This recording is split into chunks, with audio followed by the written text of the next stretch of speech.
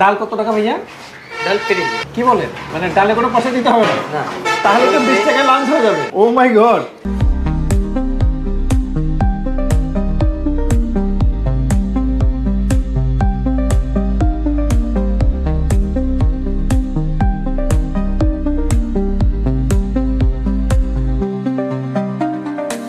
আমার সামনে এখন মোগল বিরিয়ানি রেস্টুরেন্ট। এটা হচ্ছে রামগড় একদম প্রবেশের মুখে।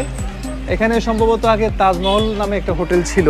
চলেন আজকে দুপুরে লাঞ্চটা এখানে করব এবং দেখবো এখানকার খাবারের মানটা কেমন।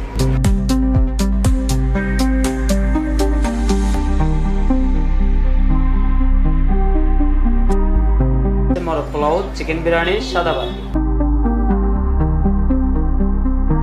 দুইটাই আমার কাছে ভালো লাগতেছে। এটা পড়তেছে 140 আর এটা পড়তেছে 170 টাকা। জি। সাদা ভাতের সাথে কি আছে? ওটা এটা ফ্রি দিয়েছেন ভাতের সাথে? জি।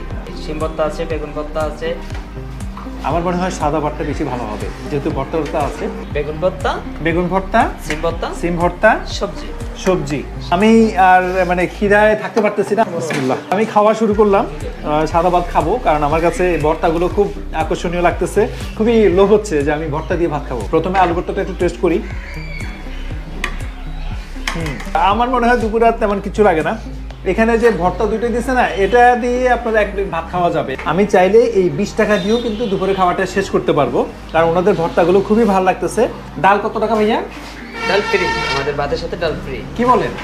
জি। মানে ডালে কোনো পয়সা দিতে হবে না? না। তাহলে তো 20 টাকায় লাঞ্চ হয়ে যাবে। আমাদের পক্ষ থেকে ডালটা ফ্রি। ও মাই গড। আপনি চাইলে 20 টাকা দিয়ে লাঞ্চ ছেড়ে ফেলতে পারেন, কারণ হচ্ছে ওনারা ডালটা সম্পূর্ণ ফ্রি দিতেছে। ভাই এতগুলো ডাল ফ্রি দিবেন নাকি আবার যাওয়ার সময় বিল নেবেন? না না, বিল নেবেন না? তাহলে তো খুবই সুবিধা হলো।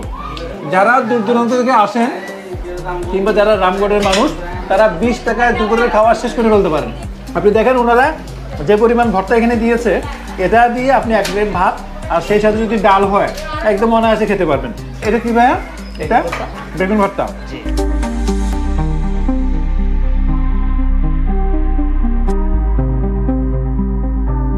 এগুলো কত করে? বেগুন ভর্তা 30 টাকা, সিম ভর্তাও 30 টাকা। কোনটা ছেড়ে কোনটা খাই? দেশি মোরগ কত বললেন? 150 টাকা। এটা হচ্ছে গরুর মাংস। 160 টাকা। দেশি গরু। দেশি গরু। এত আইটেম, এই সব আইটেম কি প্রতিদিন পাওয়া যায়? এভেলেবল সবসময় পাবেন। বিশাল সাইজের একটা তেলাপিয়া মাছ দিয়ে দিয়েছে দর্শক। এটা হচ্ছে রুই মাছ।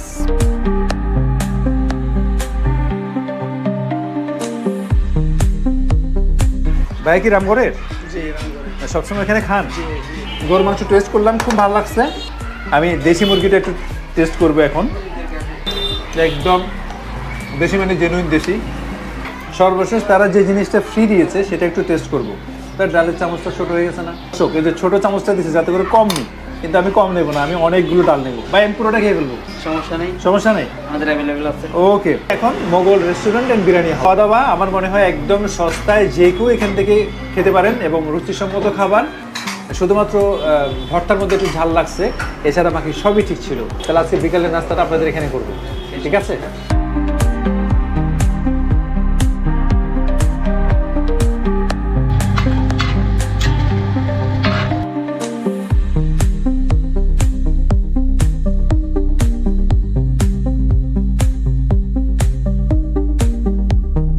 দর্শক, মোগল রেস্টুরেন্টে বিকালের গরম গরম নাস্তা তৈরি হচ্ছে।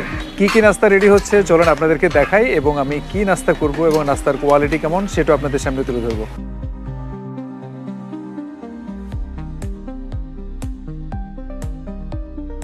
খুব বেশি মশলা নাই, ঝাল নাই, যে কেউ খেতে পারবে। 20 টাকার নাস্তার টেস্ট হয়ে গেছে। খাবার মান অনেক ভালো, মাত্র 20 টাকার নাস্তা অনেক সুস্বাদু।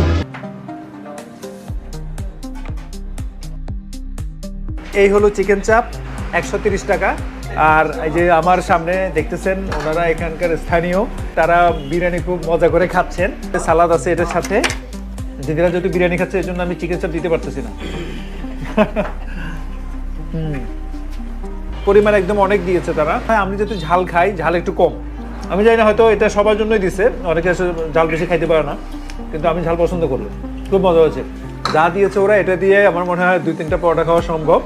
হ্যাঁ, আচ্ছা ভাইয়া, সবই তো খেলাম, দুপুরে লাঞ্চ করলাম, বিকেলে নাস্তা করলাম, কিন্তু চা খাওয়া হয়নি। চা আছে? আছে অবশ্যই। আচ্ছা, তাহলে চা, কারণ এত কিছু খেলাম, চা না খেলে হয়? ও পয়েন্ট চলে আসছে আবার। রামগড় চা বাগান কিন্তু বিখ্যাত, যদিও রামগড়ে পড়ে নাই, ফরিদচুরিতে পড়েছে, কিন্তু রামগড়ে প্রবেশমুখী হচ্ছে চা বাগান। তো এই চাটা যদি রামগড় চা বাগানের চা দিয়ে বানানো হতো তাহলে খুব মজা হতো। আমি জানি না এটা পাতাটা কোথাকার। বিকালে যদি কেউ নাস্তা করতে আসেন তাহলে 20 থেকে 30 টাকার মধ্যে নাস্তা হয়ে যায়। কিভাবে? একটা পরোটা 10 টাকা, ডাল ভাজি 10 টাকা, আর 1 কাপ চা 10 টাকা, 30 টাকায় সুন্দর একটা নাস্তা হয়ে যায়। এরপর বাসায় গিয়ে তো খাওয়া দাওয়া হবেই। তো যাই হোক, এখন একটু চাটা টেস্ট করি। চাটা কেমন? হ্যাঁ, চায়ের লিকারের ঘ্রাণটা খুব ভালো লাগতেছে। দুপুরে ভরপুর খাওয়া, বিকালের এই ভরপুর নাস্তা এবং সবশেষে এই চা, এক কথায় মোগল রেস্টুরেন্ট রামগড়ের এই পরিবেশনা খুবই ভালো লেগেছে। যারা ঢাকা, চট্টগ্রাম সহ দেশের বিভিন্ন প্রান্ত থেকে রামগড় হয়ে খাগড়াছড়ি, সাজেকে যাবেন, তারা একেবারে রামগড়ে ঢোকার পথেই হাতের বাম পাশে পড়বে মোগল রেস্টুরেন্ট, চলে আসবেন। একেবারে কম প্রাইসের মধ্যে তারা ভালো মানের খাবার পরিবেশন করছে, খুবই ভালো উদ্যোগ। আমি মোগল রেস্টুরেন্ট অথরিটিকে অনেক ধন্যবাদ জানাচ্ছি। যারা এই ভিডিও দেখছেন সবাই চলে আসবেন মোগল রেস্টুরেন্টে। আজকের মতো বিদায়, সবাই ভালো থাকবেন।